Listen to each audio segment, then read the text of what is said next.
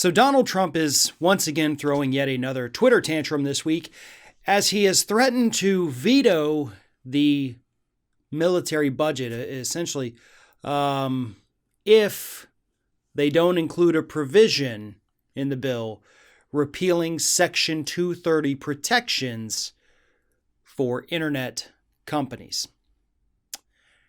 Because Trump is tired of being fact-checked by Twitter, which he had said over the weekend that Twitter fact-checking him was actually a threat to national security. But here is what Donald Trump tweeted out. This was Tuesday evening. Section 230 is a serious threat to our national security and election integrity. Therefore, if the very dangerous and unfair Section 230 is not completely terminated as part of the National Defense Authorization Act, I will be forced to unequivocally veto the bill. Wow.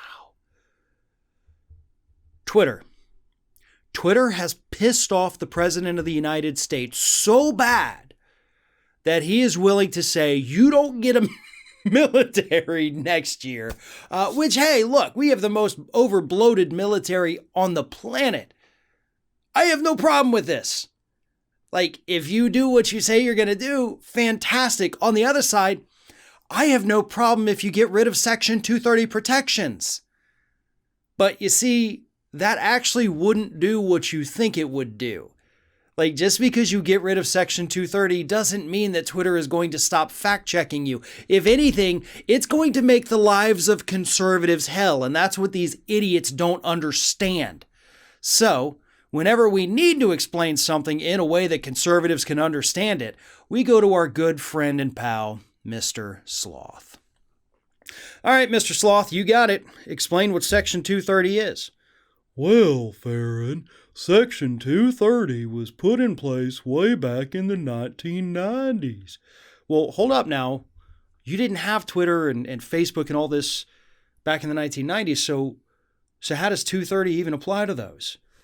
Well, Section 230 just says that an internet provider cannot be held liable for what's posted on their hosting services. And as the internet evolved, social media outlets began to use Section 230 to say that they weren't responsible for what people posted on their sites. But that protection, if it ended, would mean that conservatives would be censored more for their lies because Facebook and Twitter and Parler and any other website there is could be held legally liable for letting their crap stay on there. Oh, wow. You know, it's always funny because I don't think conservatives typically think things through in this way. But that is exactly what would happen.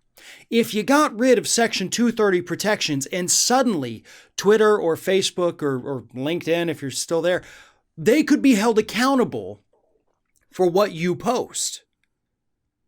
So don't you think that they would then be more likely to delete your stuff?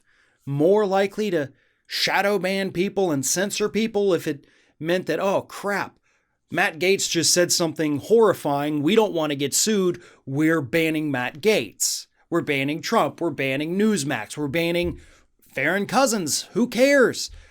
They say things that could get us in trouble, so we're banning them. Folks, actually abolishing Section 230 would both be good and bad. It would absolutely lead to more censorship, but at the same time, having Section 230 protections has allowed a lot of these social media outlets to not take action against white supremacist organizations who use these to organize, rally, other hate groups, human trafficking has social media outlets have not cracked down on that the way they should because of these Section 230 protections.